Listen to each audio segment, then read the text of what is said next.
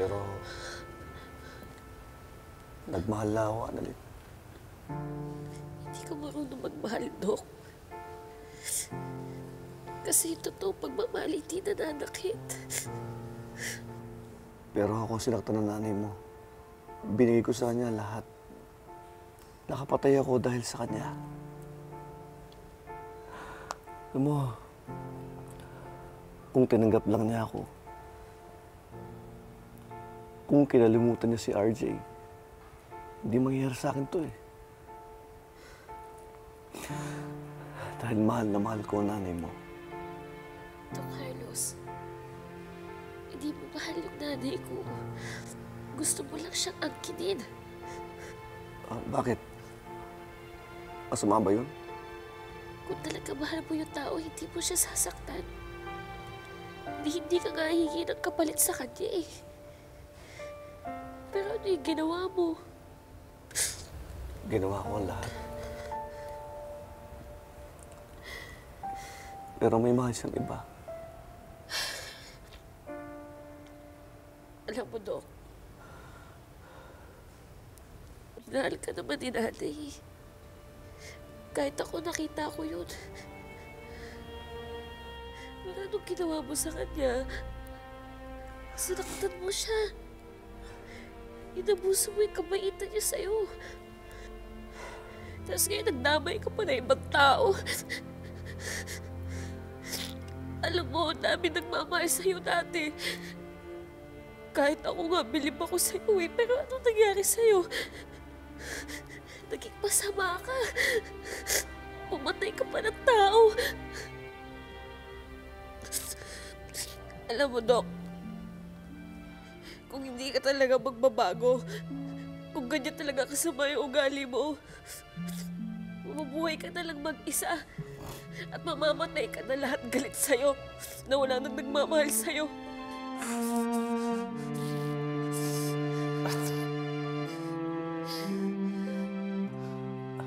Alam mo, Annalyn, hiniwalay ng nanay ko yung tatay ko kasi sinasaktan niya. Kahit nga ako eh. Sinasaktan niya ako. Konting pagkakamali, bugbog. Alam mo, namatay yung tatay ko. Walang nagmamahal sa kanya.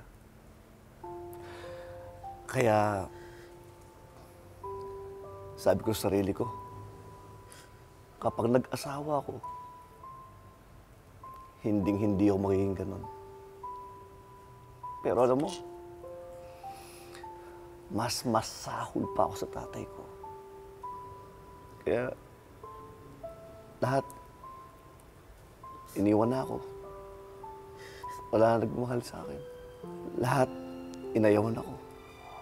Hindi ko alam kung bakit ako nagkaganito. Wala na sigurong taong magtsatsaga sa akin. Nagmahal lang naman ako. Hurt people, Doc. Pero ang bobo ko, nagkamali na naman ako. Bobo ko. Tanga. Na dapat sa akin binubugbog. Binubugbog. Doc Carlos! Doc Carlos!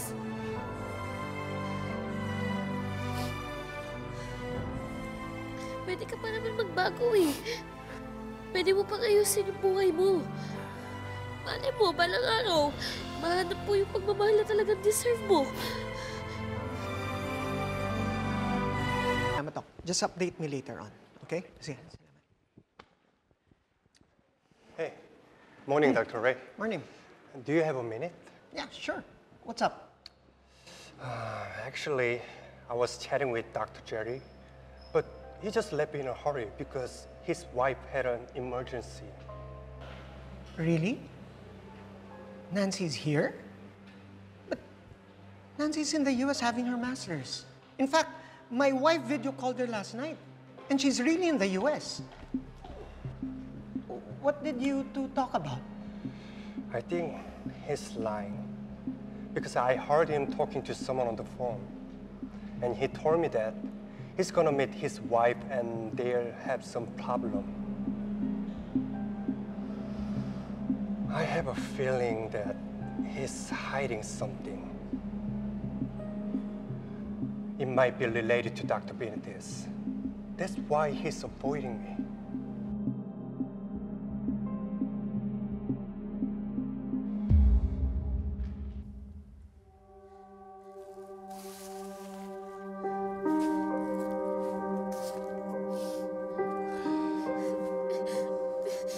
Dok, please, huwag.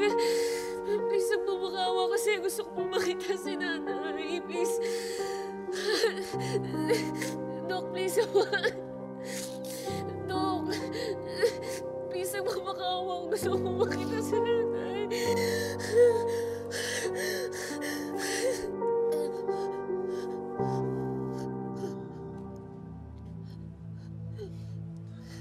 Kung sabing naniniwala ka dyan kay Annalyn, hindi ka lang mahina.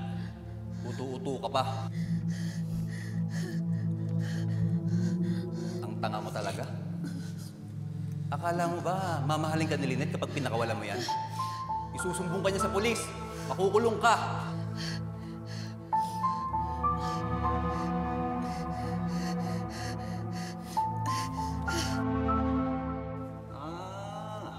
May puso rin naman pala. Pero Dok, prangkahan tayo ah. Hindi ka mapapatawad ni Lynette. Hindi ka mapapatawad ng tao kasi ang dami mong kasalanan. Patay ka na! At ikaw ang susunod! Pagkatapos, mamamatay ka.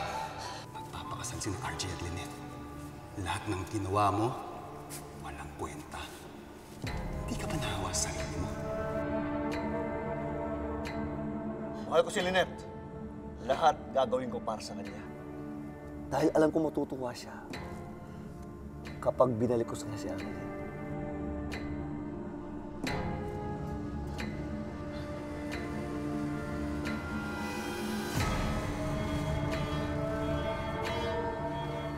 Umuwi ka na.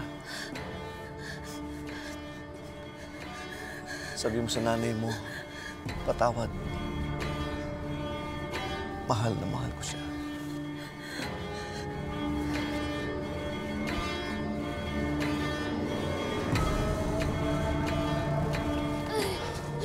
Nakakahiya ka! Tama lang na binubog ka ng tatay mo! Tumahimik ka!